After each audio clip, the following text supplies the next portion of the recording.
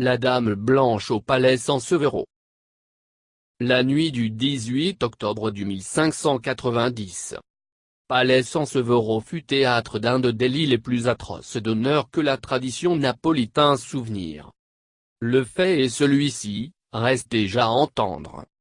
Maria d'Avallo, femme de Carlo di Gesualdo, prince de Venise, s'il l'entendait avec le duc d'Andria Fabrice Carafa, dit l'ange pour sa beauté.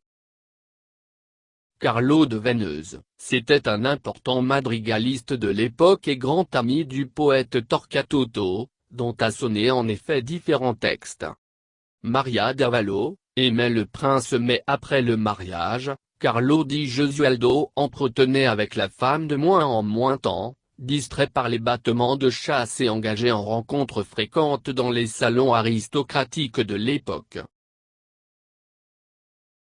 En conséquence, le duc d'Andria profita des longues absences de Gesualdo, et il commença à s'attarder avec la très belle Maria. Après pas beaucoup de temps, les deux commença à se voir de cachet et ils devinrent amants. Carlo fut alerté par amis et parents de tout ce qu'il arrivait dans son absence entre l'épouse et le duc jeune. Mais Carlo était convaincu que l'amour de Maria était indissoluble et il ne voulut pas croire à quelque des accusations qui venaient contre Maria. Quand l'adultère devint connu manifestement, Carlo fut atteint à Naples de la mer qu'il partit apposer de Venise pour ouvrir les yeux au fils, et insinuer en lui au moins le respect douteux à cet amour pur qu'il reconnaissait en Maria.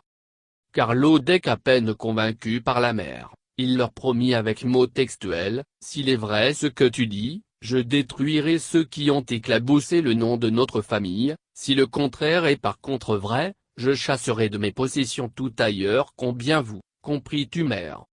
Ensuite Carlo mit en scène son départ faux de Naples, et il se cacha dans le propre jardin hors l'immeuble, compris entre place Saint-Dominique et place Nil, en emmenant avec soi son serviteur personnel et 2 sicaires.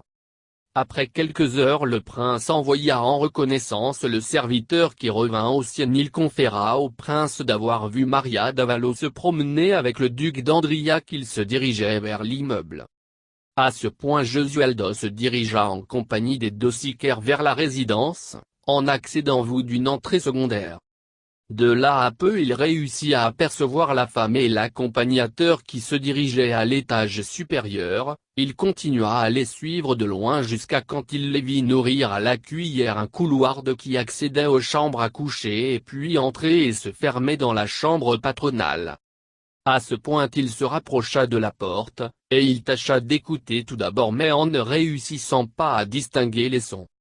Il se mit à guetter du trou de la serrure et il fut là qu'il eut confirmation de la trahison.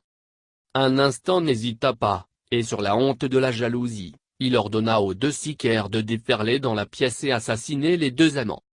Pour laver le déshonneur, Carlo de Gesualdo il n'hésita pas à faire exposer les 2 cadavres, nus et sanglants, à l'entrée de l'immeuble. Jugé, il fut acquitté pour les crimes commis selon Turley de l'époque.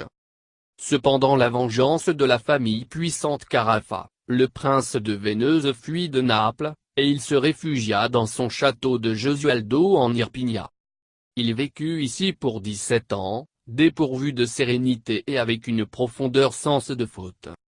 Condamné à la douleur éternelle, le fantôme de la très belle Maria se déclare vague depuis lors chaque nuit par les rues sombres de place San Domenico Superiore et alentour. En vêtements courts, les cheveux remués par la brise, affligé rôde à la recherche de son amant, en émettant un long cri terrifiant qui toujours laisse les frissons à qui il a le malheur de l'écouter.